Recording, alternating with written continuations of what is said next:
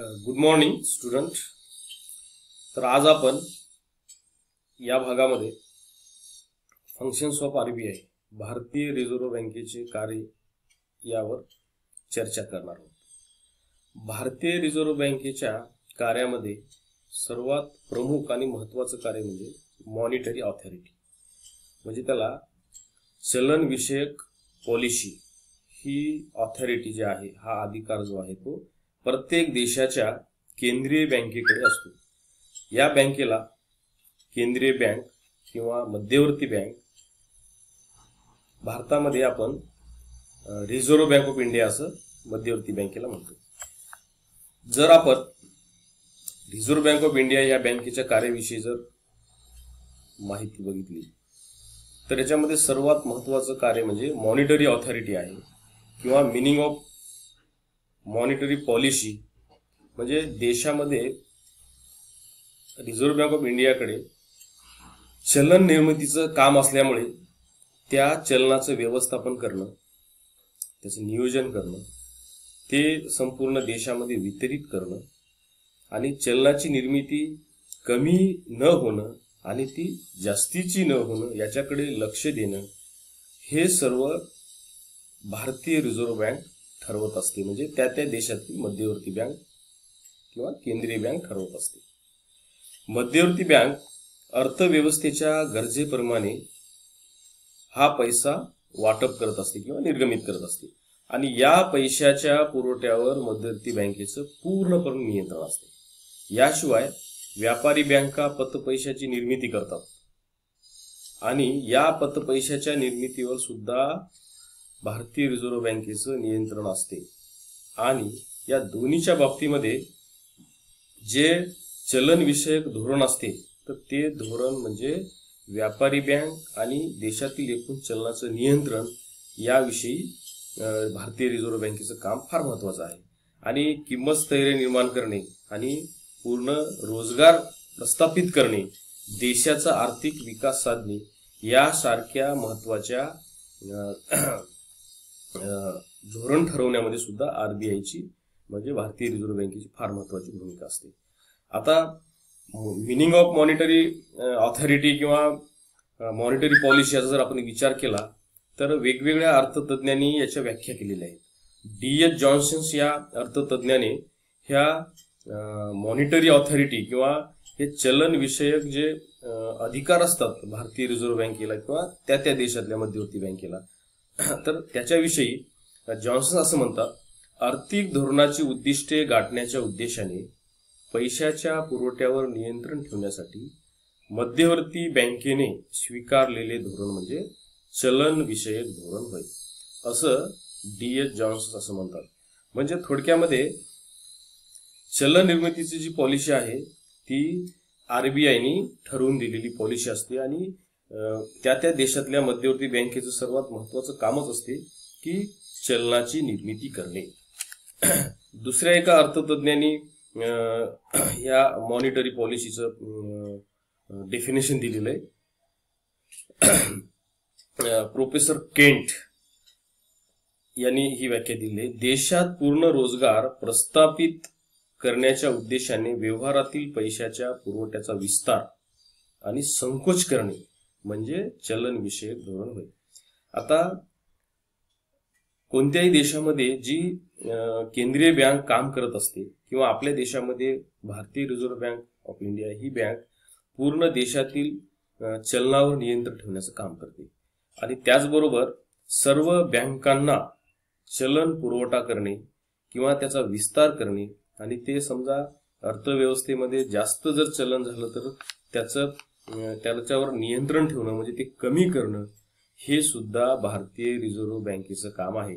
भारतीय रिझर्व्ह बँकेचं मुख्य काम म्हणजे main function of reserve bank of India is monetary authority और मॉनिटरी पॉलिसी ठरवणं आहे. आता ह्या मॉनिटरी किंवा ह्या चलनविषयक धोरणाचा जर विचार केला तर त्याचा संबंध हा चलन व्यवस्थेशी निगडीत आहे. म्हणजे पैसा स्वतःचे व्यवस्थापन करू शकत नाही किंवा पैशाच्या चलनाच्या व्यवस्थापनासाठी मध्यवर्ती बँकेला पुढाकार घ्यावा लागतो. एकंदरीत पैशाच्या पुरवठ्याचे परिणाम त्याचा आकार, त्याची रचना, त्याचं वितरण, त्याचं वाटप हे सर्व घडवून आणण्याचं काम हे त्या त्या देशातली मध्यवर्ती बँक करत असतेच, म्हणजे भारतामध्ये रिझर्व्ह बँकेचे हे काम आहे.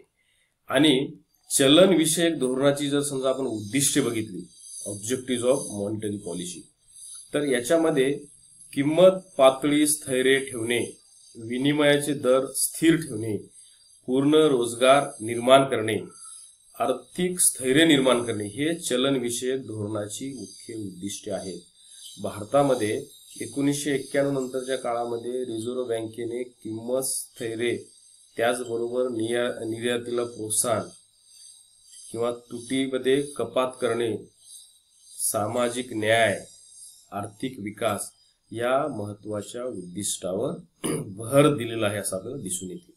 जरी भारताने 1991ला उदारीकरण, जागतिकीकरण, खाजगीकरणाचं धोरण जरी स्वीकारलं असेल, तरी भारतीय रिझर्व्ह बँकेच्या कार्याची म्हणजे भूमिकेमध्ये कुठेही बदल झालेला दिसत नाही. या भारतीय रिझर्व्ह बँकेचं सर्वात महत्वाचं जे कार्य आहे मॉनिटरी पॉलिसी म्हणजे चलन विषयक धोरण ठरवणे, तर त्याच्यामध्ये प्राइस स्टॅबिलिटी किंवा त्याला किंमत स्थैर्य असं म्हणतो आपण, म्हणजे रिझर्व्ह बँकेच्या चलन विषयक धोरणाचे हे एक महत्वाचं उद्दिष्ट आहे.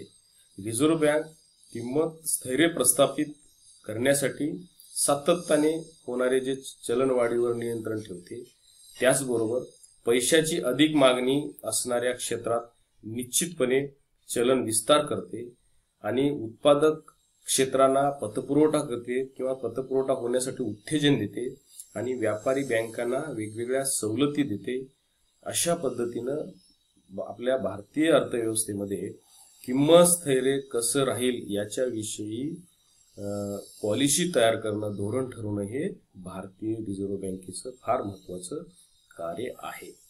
त्याचबरोबर निर्यातीला प्रोत्साहन देणे, एक्सपोर्ट टू प्रमोशन, म्हणजे निर्यात व्यापाराला प्रोत्साहन देणे हे चलन विषयक धोरणाचा एक भाग आहे.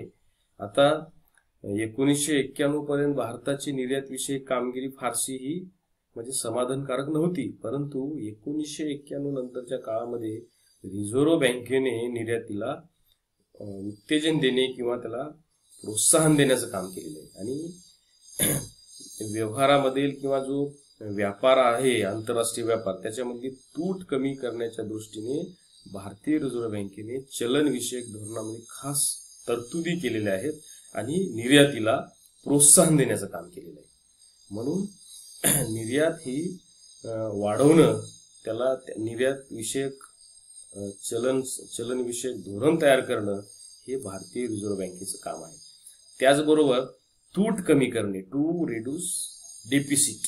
आता आपल्या भारतीय बजेटमध्ये आपलं जे केंद्रीय सरकारचं केंद्रीय बजेट असते त्याच्यामध्ये सतत तूट आलेली आहे, तुटीचं बजेट असते. तर ते वाढती तूट ही देशापुढील एक गंभीर समस्या आहे आणि ही समस्या सोडवण्याचा भारतीय रिझर्व्ह बँकेने सतत प्रयत्न करत आलेला आहे. म्हणजे सरकारची जे ग्रॉस डेफिसिट आहे किंवा ती फायनान्शियल डेफिसिट आहे ती कशी कमी करता येईल किंवा ती कमी करण्यासाठी भारतीय रिझर्व्ह बँकेला चलन विषयक धोरणामध्ये काय बदल करता येईल याच्याविषयी रिझर्व्ह बँक ही सतत कारवाई करत असते किंवा सतत भूमिका घेत असते. त्याचबरोबर विनिमय दरात स्थैर्य निर्माण करणे, stability in rate of exchange.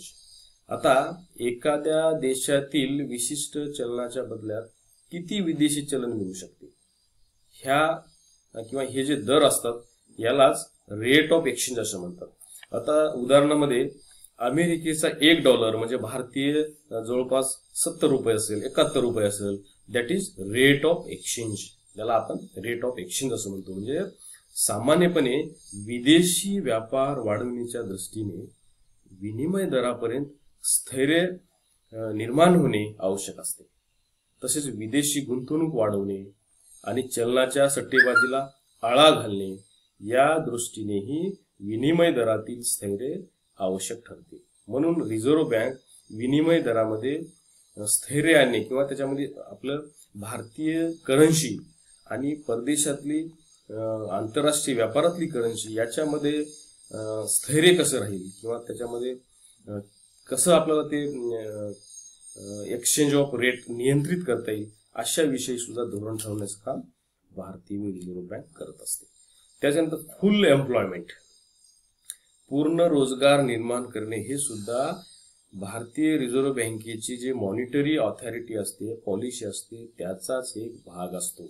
म्हणजे देशातील उपलब्ध साधनसामुग्रीचा चांगल्या पद्धतीनं वापर करून आपल्या देशामध्ये कशा पद्धतीनं रोजगार निर्मिती करता येईल किंवा बेकारीची संख्या कशी दूर करता येईल याच्यासाठी रिझर्व्ह बँक सतत आपल्या चलनविषयक धोरणामध्ये बदल करत असते.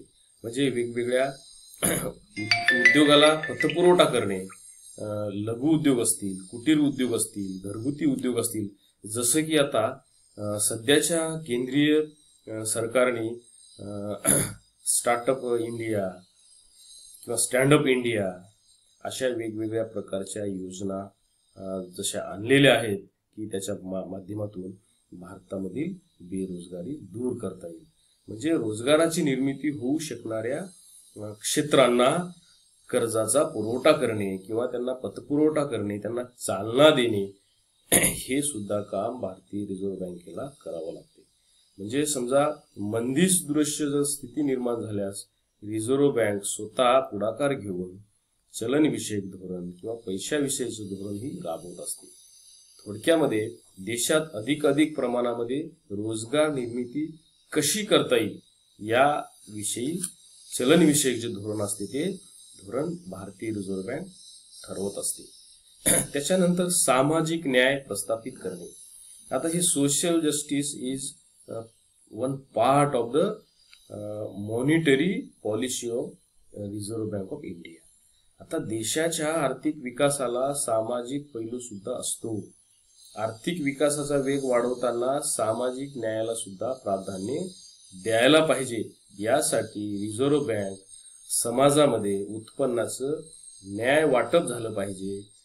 जे गोरगरीब मजूर असतील, शेतमजूर असतील, अपंग असतील किंवा बेकारी असेल किंवा असे काही घटक असतील तर अशा घटकांना न्याय देण्याचं काम भारतीय रिझर्व्ह बँक ही आर्थिक विकासाच्या माध्यमातून करत असते. म्हणजे देशाची आर्थिक पॉलिसी ठरवताना किंवा चलन पॉलिसी ठरवत असताना किंवा चलनाचं धोरण ठरवत असताना असे वेगवेगळे सामाजिक न्यायाचे जे कार्यक्रम असतात त्याला उत्तेजना देणं, प्रोत्साहन देणं हे सुद्धा भारतीय रिझर्व्ह बँकेचं काम असते. म्हणून अशा क्षेत्रांना रिझर्व्ह बँक अग्रक्रम देते, त्याचबरोबर पुरेसा निधी मिळवून देत असते आणि विशेषतः आर्थिक दृष्ट्या कमकुवत जे घटक असतात अशा घटकांना म्हणजे कसा न्याय देता येईल याविषयी सुद्धा भारतीय रिझर्व्ह बँक विचार करत असते. त्याचबरोबर म्हणजे विशेष करून 14 मे 2001 पासून रोख राखीव निधीचे प्रमाण आणखी कमी करून 7.5% निश्चित करण्यात आले आणि सन 2003-04 या वर्षासाठी हे प्रमाण 4.5% निश्चित करण्यात आले, जेणेकरून भारतीय सामाजिक न्यायाच्या ह्याच्यामध्ये की त्याला हे करता येईल. म्हणजे अशा पद्धतीने हे भारतीय रिझर्व्ह बँक ही सामाजिक न्याय प्रस्थापित करण्याचं काम करत असते. त्याच्यानंतर इकॉनॉमिक डेव्हलपमेंट. आता ह्या भारतीय रिझर्व्ह बँकेच्याच मॉनिटरी पॉलिसीचा भाग म्हणून इकॉनॉमिक डेव्हलपमेंट सुद्धा साधणं हे फार आवश्यक आहे. म्हणून देशातील चलनविषयक धोरण ठरवताना दीर्घकालीन धोरण किंवा ते महत्वाचं उद्दिष्ट आहे.